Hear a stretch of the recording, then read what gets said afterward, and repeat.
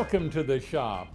I'm continuing work on the multi-axis hot glass squeezer, release candidate 1.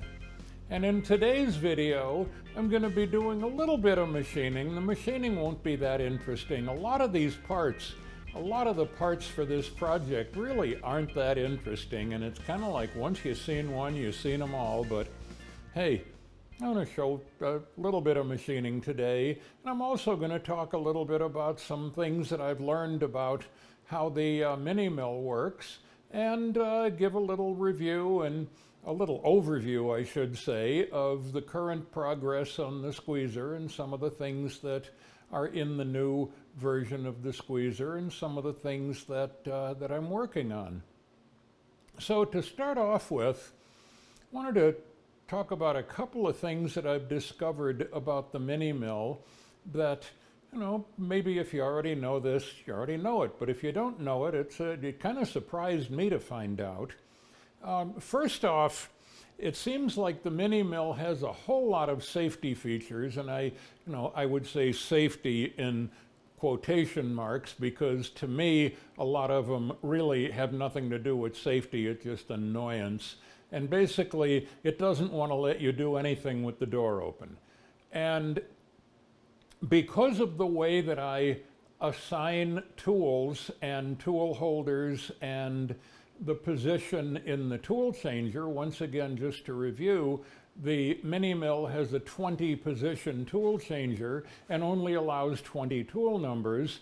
In my tool library, I have almost 60 tool numbers, and so I had to come up with a workaround to deal with that, where I have tool offsets, which is the measured length of the tool stored in the tool offset table. And fortunately, the MiniMill provides a 200 tool offset table, so that's good, but I have to manage the correspondence of what tool is in what position in the tool holder and what tool offset is programmed into the G-code. And I do that with trying to remember this, I do that in BobCAD in the post-processor with post-processor scripting, which is rather it's poorly documented in BobCAD and took a little bit of work to figure it out. But now that I've got it under control, I have tool sets that define a correspondence between the tool number in the tool changer and the tool offset in the tool offset table. When I'm in production, I just look at my sheet over here, my cheat sheet, and look at my setup sheet and say, oh well, I'm going to be making a part today that uses tool set 3, and I preload tool set 3 into the tool changer. When I'm doing development or prototyping, I kind of do things on the fly. I kind of just start running the program, put an option stop before or after every tool change, and then look at the tool. All of my tools, my tool holders are identified with the offset number using Dymo labels, what they call the durable labels that withstand coolant. They actually withstand coolant very well. And I look at the tool number and check it in the G-code against the offset number to make sure that I've got the right tool loaded. And since I'm doing this on the fly, it's kind of convenient to be able to just in the middle of a program look at the tool and go, oop, wrong tool. And first time I tried that, the machine didn't let me do it. It was saying, oh, you can't change a tool while the machine is running. And I thought, boy, that is really annoying. And it just kind of like annoyed me for a while until I found the secret. It turns out that even when the machine is stopped in the option stop situation, well, it's safe. You can open the door. The spindle isn't running. There's nothing dangerous about it. There's actually no reason why you can't change a tool.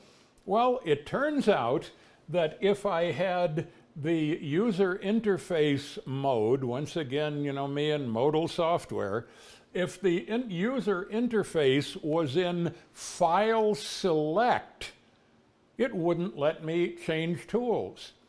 But if the mode is set to memory, then I can open the door, reach in, change tools, all is well. So that's something that I learned that is ever so slightly less annoying now that I know it. So now I can actually start a program, run a tool change, run another tool change, find out, oops, got the wrong tool in, and then change it on the fly without having to go back and restart the program and all that other stuff. So that's a kind of a bizarre thing, and if I was talking to the Haas programmer, I would say, what the fuck? This doesn't make any sense at all. Why should the fact that I'm in the program select screen have anything at all to do with whether or not I can push the tool release button? So that's the first thing I learned. Memory mode, tool change, all is well. Another thing that has been kind of driving me a little bit crazy, I use my computer, my CAD computer, and my toolpath computer is on the network, and so I need to load the G code into the controller. And well, it turns out that I can mount the user data drive or the share on the controller. I can mount that and access it remotely from my Windows box. And it works pretty well. The Windows box occasionally loses connection for some reason. I don't know why. And it has to like reconnect for some bizarre reason. I don't know why. But the even more annoying situation is if I'm working on a program, I have a program loaded, and I go to edit the program and then reload it, it lets me do it. It doesn't say, oh, the file is locked. It says, no problem, it just lets me overwrite it. Now, the machine sometimes behaves in one of three ways.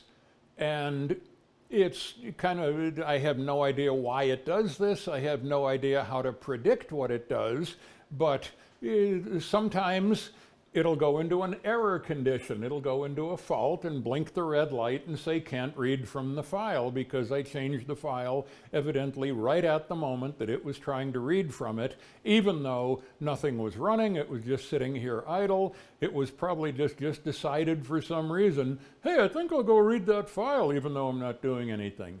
So the first situation that happens fairly rarely is that it flags an error and lights the red light. The next thing that it does is a little more benign than that. It just moves the cursor to the neighboring file.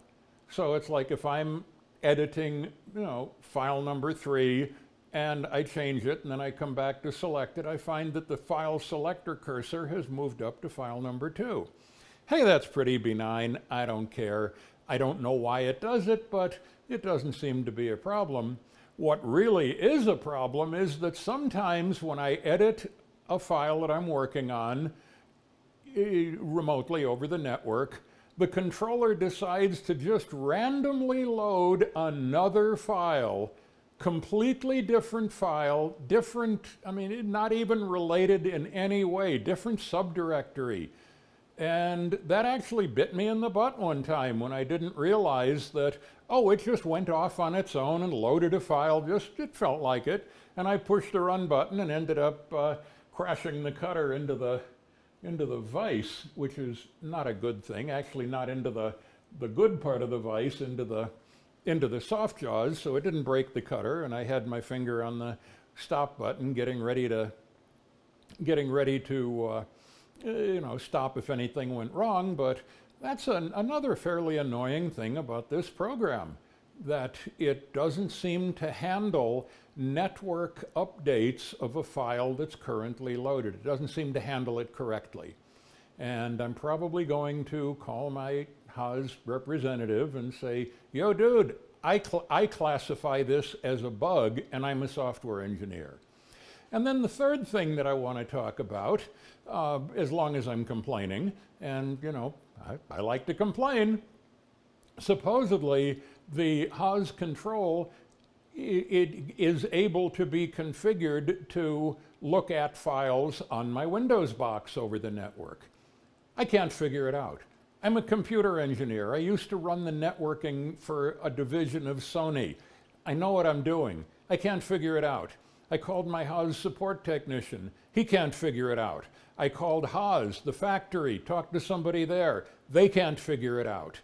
It's not a big deal for me, so I haven't dedicated the time and effort necessary to solve this problem, but wow, that's pretty weird.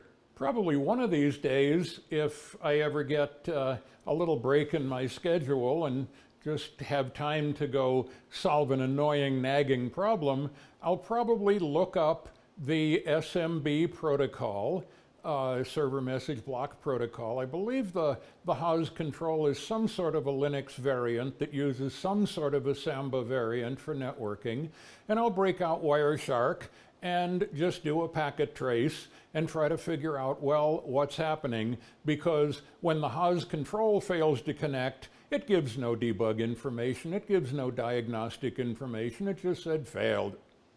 All it says, failed.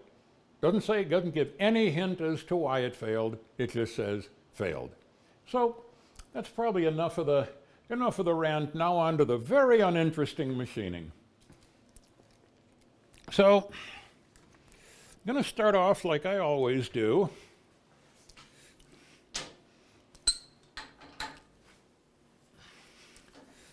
I'm going to set the 0 using the probe, and even though I'm probably sure, I kind of sort of halfway remember last time I used the machine that the 0 was set correctly, since I have this programmed and it's basically painless, all I have to do is load the program and push the button, it doesn't hurt to just do it again.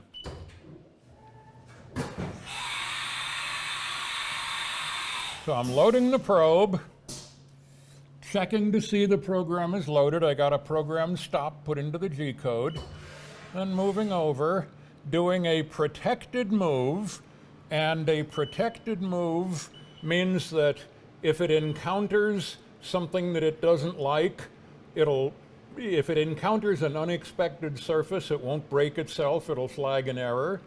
And so now it's measuring the top surface of the 1, 2, 3 block as well as the outside corner.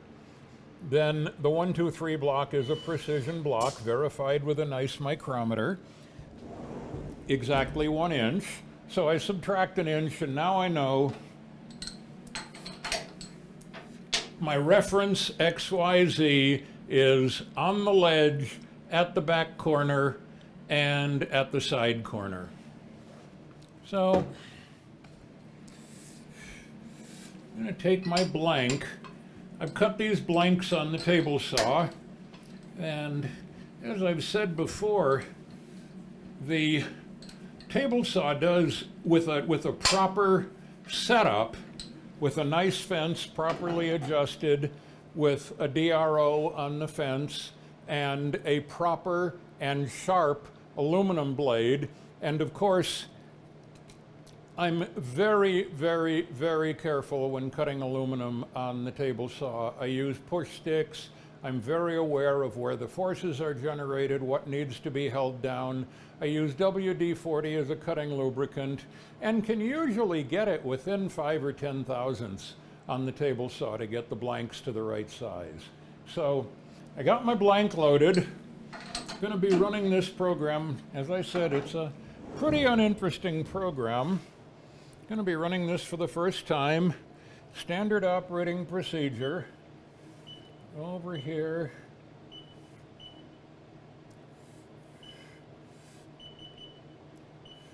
Select program, option stop.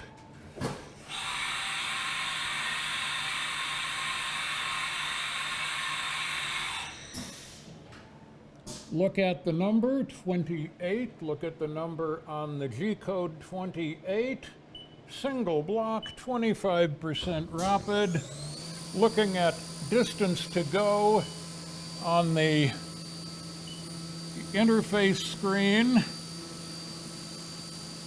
That looks sane and reasonable.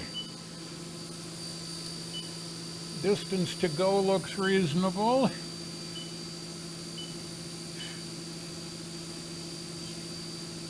And that all looks reasonable. So using a fast pec cycle, 10,000 RPM, using the recommended feeds and speeds for 6061 aluminum, which I believe is 508 surface feet per minute and 1 and 1.4 thousandths per tooth depth of cut.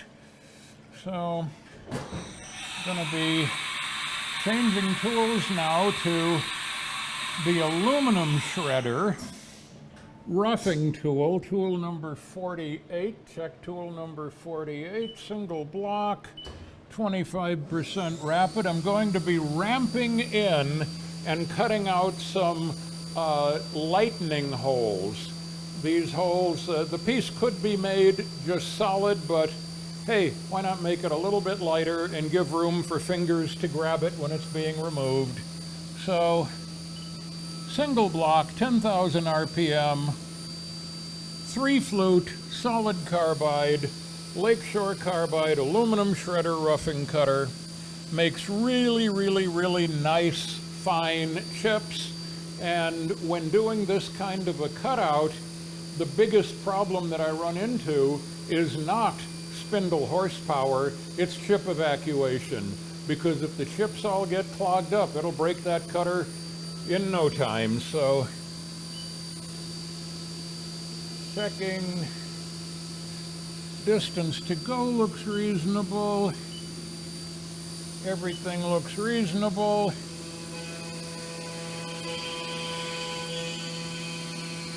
I'm ramping in 1/4-inch material. Everything looks good. Very conservative. No more than about 50% spindle horsepower. Then I'm going to be switching to the 3-flute Lakeshore carbide zirconium nitride coated finish cutter. And you're running at 90 inches per minute, 10,000 RPM.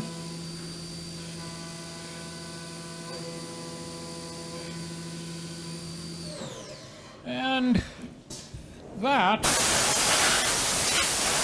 is a successful part. I have been going back and forth in my design philosophy.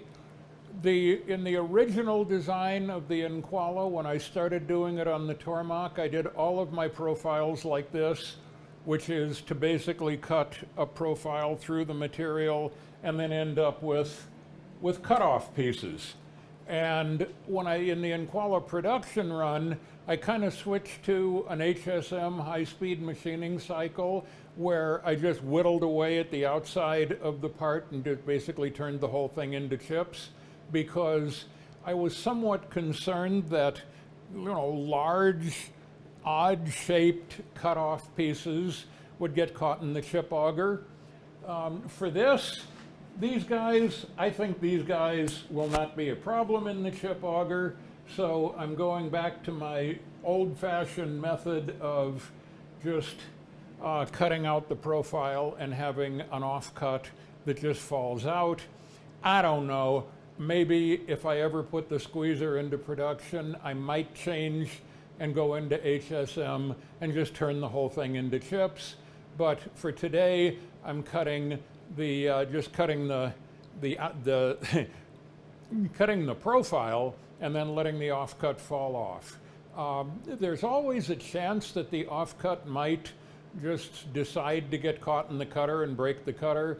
Haven't had that happen yet, but there's always a chance. And so I'm still debating on whether or not I should just cut the profile, let the offcut fall off, or HSM, whittle it away, turn the whole thing into chips. So I'm going to go ahead and run the batch. These aren't very interesting parts, but even the uninteresting parts need to be made. And I think now probably talk about the progress of the squeezer. So here's the progress that I've made so far on the squeezer. Got basically the mechanism is working. I've got the chains, the chain idlers, and as I push the foot pedal, it pulls all of the chains. And let me go ahead and take apart one of these to show what's going on the bottom. Okay, maybe you can see this here. I've got, yeah, I think you can see that. I've got an adjuster mechanism milled into the bottom of the slider with a couple of screws so that I can do a precise adjustment on the chain to make sure that all of these guys close in a completely uniform and precise way. Now, I make the parts as accurately as I can. Chain is pretty accurate, but there's so many parts involved here that the tolerance stack up is sufficiently large that I don't really trust the parts, even though they're made pretty accurately. And they're, you know, who knows, maybe I could avoid the adjustment and just leave them the way they are, but it's so much nicer to have a little bit of ability to adjust, and so that's why the adjuster is there. As I said in a previous video, I'm using 20 millimeter ball bearing linear bearings that move very precisely and very smoothly. The original design had 15 millimeter, and just trying to get a little bit less flex on everything. So go ahead and reassemble this. It turns out that the assembly on this guy is slightly tricky.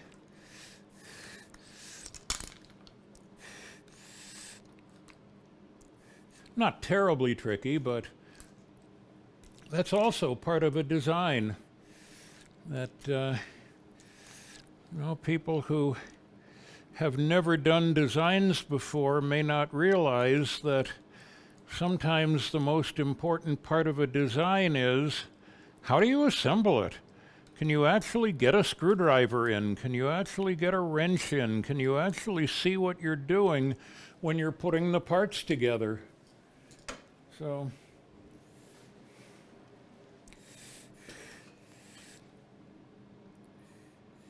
that is looking pretty good, and I'm not going to completely adjust everything on camera, but basically the way it works, you stick the screw, the hex driver in, and kind of tweeze them all up until they all line up precisely. The squeezing dies go on top of the slider. I've got some reamed holes here, precise reamed holes, that I've got dowel pins, precisely ground dowel pins that are a nice tight fit into the reamed holes. Then I have the mating holes on the die set that are 1/1000th or so oversized, so that it goes on real fast and real easy. Yeah, it does wiggle around a little bit, but I'm not going to be too horribly concerned about that. If this thing was a tight fit and you had to, like, just get it precise and then move it down and then, wouldn't be much use in a glassworking shop.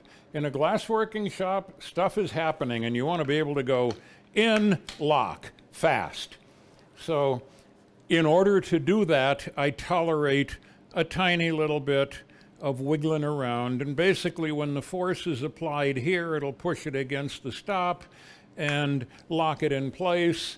The dies that attach to this plate also have an adjustment so that everything can be adjusted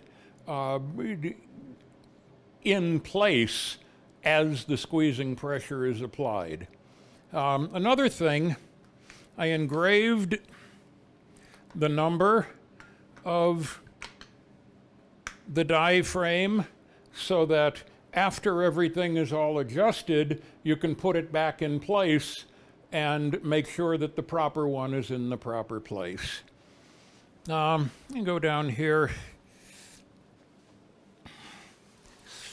The new design, well, talk about the old design first. The old design had a single column that went all the way from the base of the head all the way down to the legs. The legs were welded onto the column. Everything was a single piece. In order to be able to disassemble this guy for shipping, I've got screws into these aluminum rods here, the spacer rods, that are attached by screws here, and then this plate where the legs are welded is also screwed in place, and the little hinge in the clevis here where the foot pedal attaches, the pin can be easily removed. So the whole thing can be disassembled into 3 pieces for shipping. I've changed to, the original design didn't have this, but I think this is a better way to go. There's a rod that pulls the chains down, and the rod is guided by bronze bushings at the top and the bottom of the column, so the rod moves accurately perpendicular to the base of the unit, and the chain puller and the top weldment on the rod is all precisely machined so that the chain puller is pulling parallel to the base of the unit, and this guarantees that all of the chains are pulled at exactly the same distance. And this actually, there was actually a question here. I actually had a design decision to make in the process of doing this. Do I want a constant position machine or a constant force machine? If the chain puller was on a ball head and it was free to move around, then the force would be equalized on all of the dies, even if the chain puller was a little off center. I didn't want that. I wanted the chain puller to pull precisely, the dies to move precisely, and to try to have at least a fighting chance at making an accurate squeeze on a piece of glass. So that's today's progress, and I'm going to continue. I'm going to make the rest of the die sets. The die set that's finished now is what I call the 6-axis iris style dies. That's the one that I was showing minutes ago. I'm also going to make the 3-axis and the 4-axis iris style, as well as the multi-axis fixed dies. And once I get all of these made, I'll take it out in the glassworking shop and do some glasswork with it, verify that it works correctly, possibly take it to some glassworkers I know and let them use it and see if they like it. Then I got to do the managerial part. And, you know, craftsmanship and machining and inventing is a whole lot more fun than being a businessman. But I got to calculate cost. I got to figure out, you know, what price would I sell this for if I offered it for sale? And then, of course, the next question, would anybody want to buy it? I don't know. But anyway, that's today's video. Thank you for watching. It's been fun.